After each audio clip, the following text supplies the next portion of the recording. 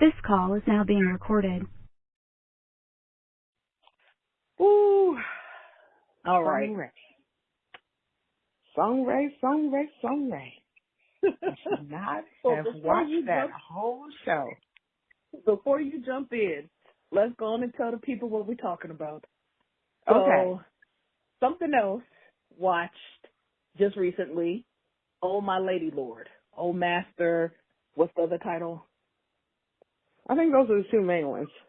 Okay.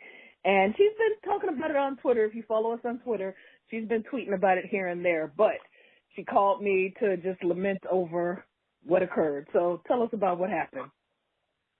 It had all the pieces for a great drama, y'all. All the pieces. So I forget names, but both the female and the male lead has been in other popular shows. They are, And Nana. okay, yes. And they have some weight to them. It's not like, some secondary or tertiary leads who are finally getting a shot at like a little miniseries or something. No, full 16 episodes, y'all. Full 16 episodes. The production value, high. It wasn't like some cheapo. You know how like sometimes you'll watch one of these dramas and it feels cheap. It wasn't cheap. It had all the cinematography. Everything was on point. It had comedic elements because they had like a little bear, a little brown bear who pretty much represented Seoul, I think that's his name. The male lead, it kind of pretended to be him or whatever. So if he was mad and pissed off, then they positioned the bear so he was mad and pissed off. I mean, we've seen that happen before in other dramas, but it was funny here. They had more comedic elements because they had a full-on supporting cast. They were all on fire. They all had their own romances. It was super cute. And both the male and female lead had tragedy in their lives because she was dealing with her mom having Alzheimer's and was caring for her mom who was in a home.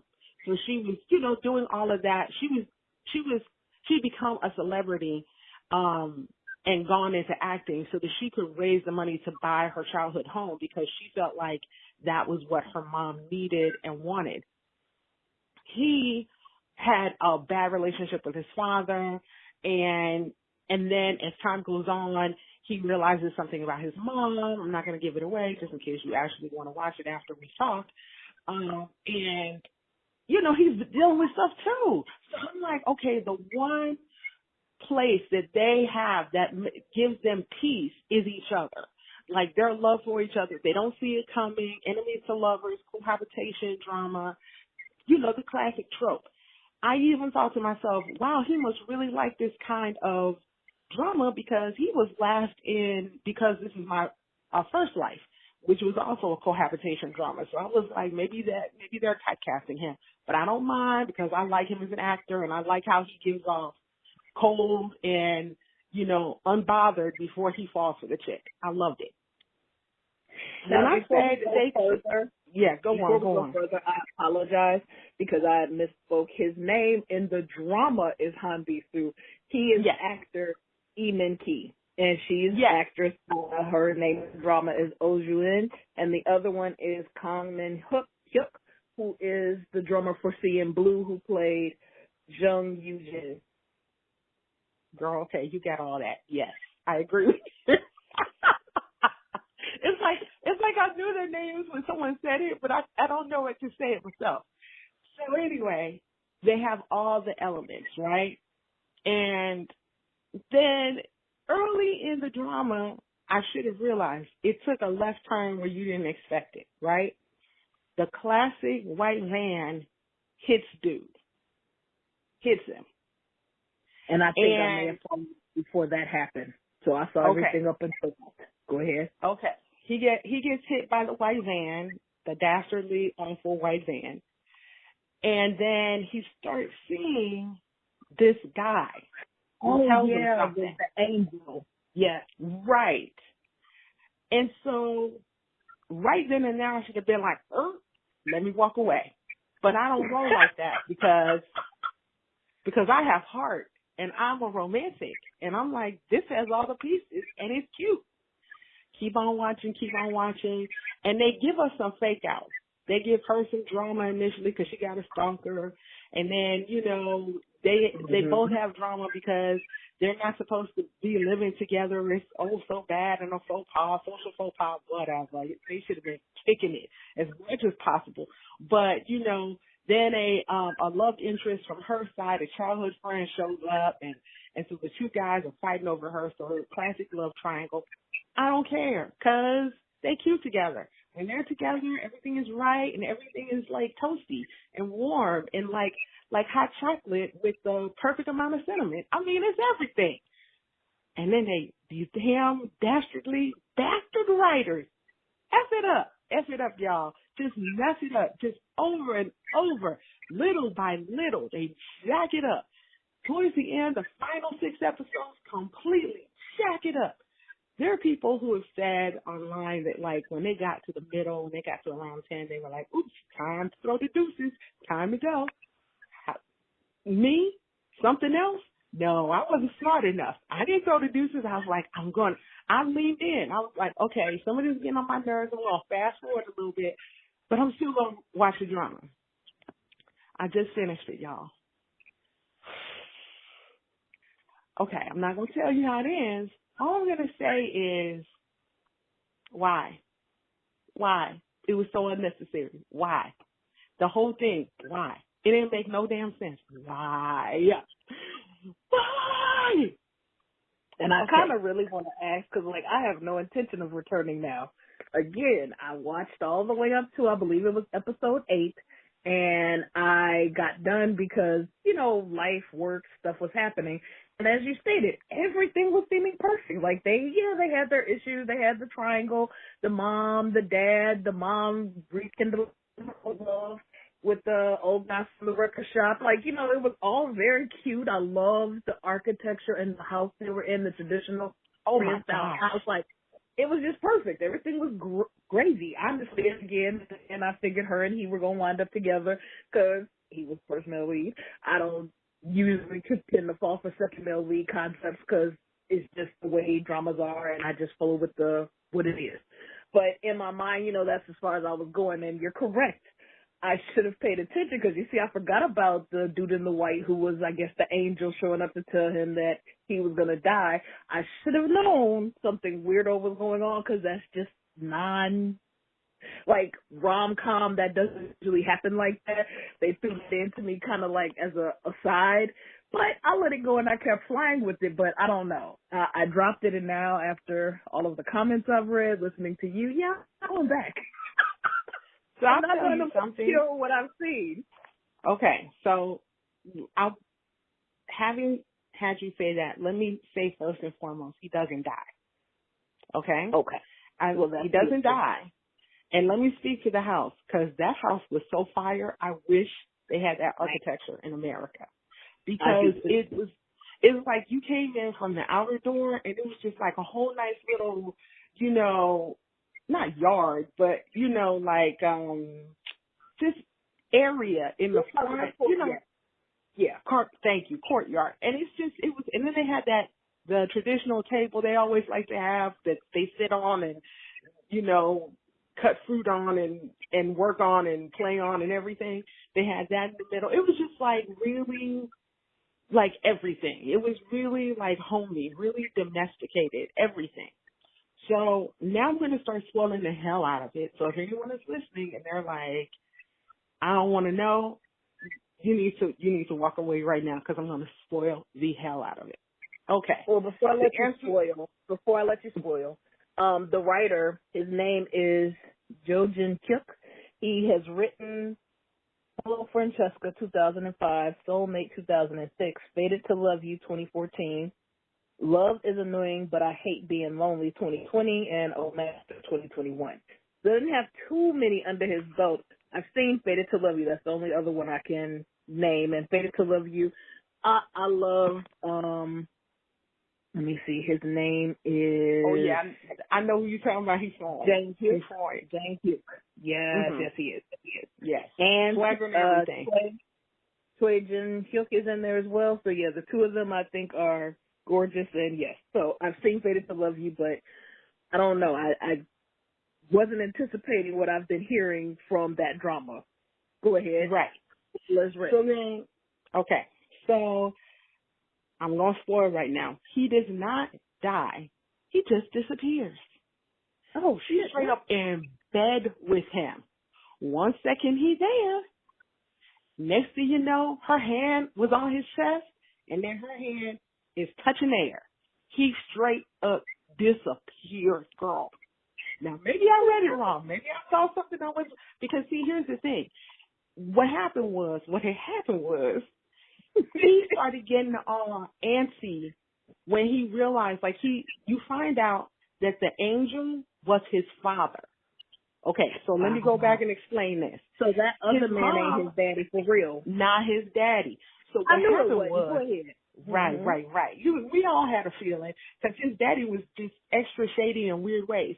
And see, that was one of the elements that just went nowhere. It was like they threw it in there as a red herring, something to keep you busy until you got to the end, pretty much.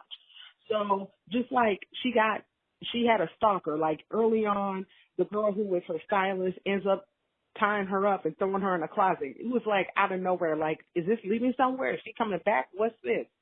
I guess it was all set up so that he could save her and build their relationship. Who knows?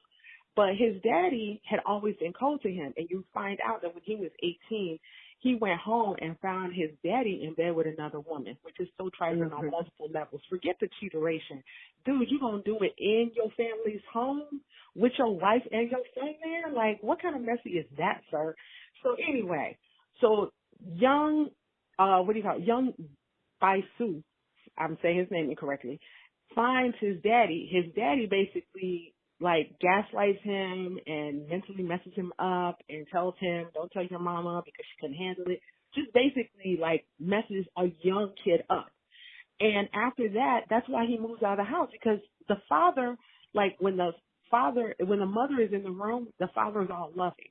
When the mother leaves the room, he's trifling to his own son. So it was like craziness. And the son, seeing the true nature of his father, he couldn't deal with that. So he was like, I'm out. So come to find out, he comes to find out from his mother, well, from the father first and then the mother, because all the secrets that the three of them had been having come to light. The mom has a secret that she actually has pancreatic cancer. She's been trying to hide it from her son. And the doctor actually tells him, like, your mom doesn't have long to live. So that goes down. Then the father is like, well, if you're telling secrets, why don't you tell the truth? And then comes out that the mother's actual true love died before Baisu was born. And so she was pregnant and she got married to this other dude, and they've been married the whole time, but they didn't really have love for each other because the guy was super greedy for her hospital. Like her family had always owned and run that hospital. And so he was basically like, hey, I'm a divorce. Can I get the hospital? That's why I'm hanging out here with you. Trifling, putting up with your son and trying to keep this picture going because you all are supposed to pay me back by giving me the hospital. Okay, that doesn't make sense, sir.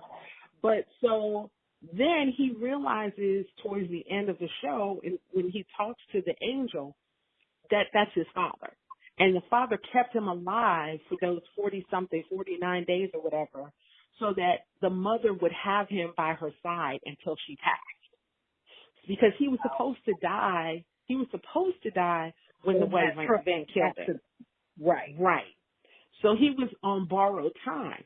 And it gave him a chance to have love before he died, which I kind of feel is trifling. Like, it's one thing that he's by his mother's side, but did you have to, like, show him what he was going to lose? That didn't make sense. So as time goes on... Well, pause. Oh, I'm going to be the devil's advocate, and I don't know if you've ever heard of the proverb or the statement or the saying, oh, wives tell whatever, it is better to have loved and lost than to never have loved at all. Isn't that Shakespeare or something? I don't know, but I'm going to agree with that. I believe that it is a better thing to have at least known love than never to have known it at all. And not love from his family, but yes, I think so. So go ahead. Yeah. Okay. Well, we can agree to disagree because I was like, this is breaking my spirit. So he realizes when he starts to disappear at odd times, like she'll walk into a room and she wouldn't be able to see him. And he'd be yelling out to her. He's like, I'm right here. And she wouldn't see him because he was starting to fade away. And so because I just couldn't believe they were going to do us like that, I was like, oh, when he got hit by that van, something got knocked loose in his brain. He's suffering from hallucinations. They're going to take him to the hospital and get him right with some drugs. Like, I was just like, this is him dealing psychologically with, like wanting to hide from her because he didn't want to tell her what was going on in his life. She kept on saying, share your pain with me, let me help you. And he kept on like pushing her away, not telling her stuff because he'd grown up that way. He'd grown up keeping stuff to himself, not telling anyone his pain or his secrets. So I'm thinking that's what was that when he would go through those periods, it was just a manifestation of his own psychological angst and his own issues. No, he was really disappearing because at the end, he even told her towards the end, he was like, this is what's going down. And then he made some joke, I think, about, because I was speeding through at that point, made some joke about how really what the angel was saying was that he had 49 years. It wasn't 49 days. Ha ha ha. All this stuff. They had comic relief all through that. So it was like a well-rounded show. But then you get to the end and they're in bed together and then he straight up disappears. And because he knew or thought he was going to disappear, he kind of set things up a particular way. So he told all his friends that he was going traveling. That's what he said. I'm going traveling. And so when he left, people would even ask her, hey, where is he? Has he been in touch with you? And she'd be like, oh yeah, he reaches out to me every once in a while. But he for real left. Let me ask this question, because I think here's where my portion of the tragedy in this would be, is that I realized at one point she truly did not know what she wanted to do, if she wanted to be with Bisou, if she wanted to be with Eugene. So what happened to Eugene, her friend from the past? Okay, who was the CEO? So dude was the typical secondary lead backup dude, right? He's all perfect. Money, looks, intellect. He had an artistic soul, everything. So he hangs in there until he can't hang in there anymore. He's been using the whole, hey, we need to put up this front as a couple to save your reputation and used to stay in her world or whatever. And so finally at the end, like final episode, she realizes, I forget if she was told or how it went down, but she realizes he's leaving town again. So the way he came into town is the same way he rolled out because he got his heart broke. So that's what I was about to say, and that's my problem in this. My problem in this is for her, she truly didn't know what she wanted to do. She eventually made the choice to go with Bisou, and so I guess if Bisou had known early enough that he was on this 49 days of borrowed time, he should have backed out gracefully and let her go that way because he tried to. That was some of the back and forth. You know how they keep it busy until the very end. He dumped her. In fact, he full on dumped her. Like, I don't want to be with you. I only used you so I could see what love was like, so I could use it in my in my writing. I don't like you. You ain't for me. He used all the terminology. So she backs off and she's hurt. And then his mom wants to see her and gives her a ring that he had given to his mother. Like right after he found out that she was, fatally ill, he takes her shopping, he treats her, and he gets her this ring. And so the mom gives the ring to Nana, like, here you go. I mean, her real name or whatever, her name in the show. And says, her real name. Nana is her real name in the show. Right. But her show, I forget what it is in the show. Julian. Okay, yes. So he gives her the ring. And so she hangs on, and then eventually they make up again in the rain and start kissing and stuff. So that was nice. And so that's what I'm saying. They had some back and forth where he tried to pull away. But I kept on thinking, okay, y'all doing a whole bunch of everything because this is a drama to get to the end. And then he should, after his mother passed, I thought he should get like a reprieve. That don't make no sense. Like, come on. And that's why they tried to fake out left and right and all this stuff. And then he just disappeared. He just disappeared. I was like, y'all didn't even have to do that. Y'all could have done everything and then got to the end and he didn't have, 49 days or whatever. Because they made it seem like, okay, he's going traveling. Like he disappeared out of the bed. He was gone.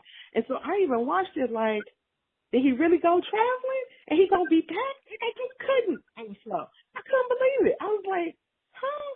Like, how do you do that? At what point is someone gonna go, this dude is missing? Like, a year later, 2 years later, are they just gonna believe he's traveling in the world forever? Come on. Come on. And then what's crazy, just to speak to like, how things go down, like both his mother and her mother lost their loves, their first loves. Right. Like the mother, before the Alzheimer, like her husband died. He was a writer and he died, right? And so she continued on. She never found love again. She just continued on without him. His mother, when his father was hit by a white van, damn, she wore black for the rest of her life in remembrance of him. So Nana's character pretty much has reconciled that she's going to, until she finds a love, because she says at the end, until she finds a love that is as great as the love that she had for him, she's just going to be alone. I'm like, you ain't have to be alone. Mm-hmm. People get hit by white vans and live. What the hell? This don't make it damn sense. See, this is the kind of romance I don't like because I am not watching these. I'm not watching for sad. I'm watching for happy. Like if I want sad, I can look at my own love life. Damn it! Like come on, come on. So, well, what are we giving this out of? What is our ranking out of 5 stars? So I'm not even doing 5 stars. I'm not even doing stars. I'm just saying it for what it is. It's a straight D. If you want to give it 2 stars, I have to give it, if I were doing the star system, I would have to at least give it 3 because it had good acting, it had great elements, it had everything, but the plot towards the end, like middle to end, was for trash. Like, it didn't recognize what its audience was looking for. I was not looking for a sad drama. It doesn't have to be hee ha ha comedic for me to see that romance. Like, it can be thoughtful. It can be deep. They already had tragedy from his side and her side. So why heap on top of that? Like, this chick, like, for all intents and purposes, she's rich and she's famous and she's beautiful, but she has nothing else. You know what I'm saying? I mean, her mom is alive, and that's good, but her mom has started forgetting who she is. She don't have, so she doesn't have, she has friendship, of course, but like, that is a sad thing to leave a woman with. Like, come on. So, I mean, and if I know that is like some kind of dramatic piece from the front end, then yeah, I'm prepared for it. I know what it is. It's going to be quote unquote realistic ending. Okay, fine. But this was not that. This was not supposed to be that. So I don't even know what is comparable to, because it's not like that typical bad ending of a drama, like they end up together, but the ending is just executed badly. No, it was like the writing, the plot, the story. Like, why? No.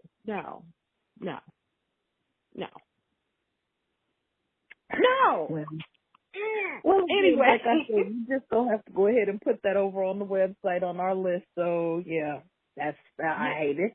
Again, I dropped it, didn't finish it, but I'm kind of grateful at this point. right, right.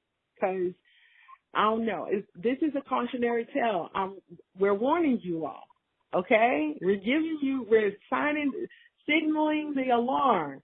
Don't do it. Don't do it. Yes. He's bombed. She's bombed. Don't do it. Don't do it. And you know what? When I started reading about it, because I was like, what the hell? It had low ratings.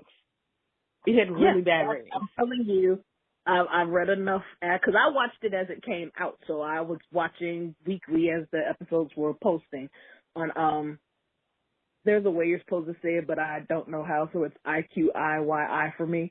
On that thing, I was watching there, and, I kept up with it, and work life kicked in, and I had to stop, and I was going back, but, yeah, I'm going to leave that all the way there.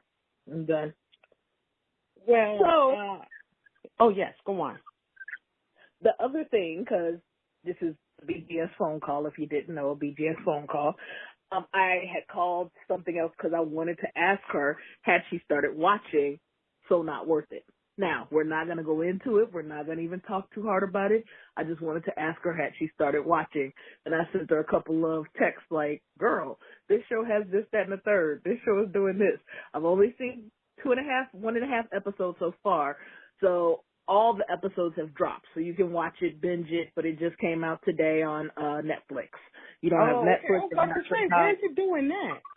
Yeah, I'm not sure how you can catch it, but it's on Netflix, so not worth it. And yeah, we're going to talk about it because I've got a lot to say about this already. Okay, because the only thing you said in text, and I'll give this away, is like you went, oh, they have a laugh track, and I was like, of course they do. It looks like a sitcom. Like if it's, if it gives you Full House, then I wouldn't be surprised. You know what I'm saying? If it gives you like the 1990s, type shows, like what is that show with Zach Morris? What it Saved by the Bell? If it gives you like any kind of ha ha he he, I'm not surprised. So yeah, we have to have like an actual podcast episode and not like a BGS phone call. This is on the slide. This is raw, uncut. We don't give a damn. We just trying to get the information out. We think about when we think it. So okay, you guys look forward to that. I'll go watch it because I'm not like enthused. I don't know how to. It's like I'm doing it for the culture, as in the black culture. I'm doing it because they're black. There's at least a black person. It's not people in there, and I feel like,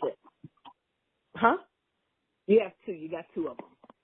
Okay, yeah, and so on one of them is a Korean, the other one is Trinadian. Oh, okay, interesting. But that's what I'm saying. On the heels of like, Penthouse 3 and that drama, I'm like, okay, if they do it well, then, or halfway decently, like I have low standards, right? I just have low standards for this. Like as long as it's not like corny or stereotypical, I'm riding with it. So am I going to watch it all the way through? Maybe not. But I'm definitely going to let Netflix think I watched it all the way through. You know how like you turn it off, you walk away? I'm willing to do that. Yeah, I do that for some shows, to represent me. Right. Because like, some shows I cannot watch. Like, I can't watch. Like for example, I was all about watching Precious, and then when Precious came out, and I saw more clips, I was like, I can't watch this. So, you do it for the culture. I think I in the theater or something, I paid for a ticket and I just walked away. I wasn't about to watch it. I was like, I can't watch it. It's like, now people are like, we can't watch trauma porn. I'm like, no, I couldn't watch it back then. Like, it's not new. So, right. So as long, we'll see. We'll talk about it, especially since you have a lot of great, thoughtful ideas about it. And don't put all that out there. I'd simply Oh, please. Everyone knows Sungray deep like that. And she comes from a place that you didn't know her logic was going to come from. You're going to be bringing some stuff to the table. Come on. So, we'll see. But if you don't have anything else, I guess this is a BGS phone call at its end. So have a good one. Bye.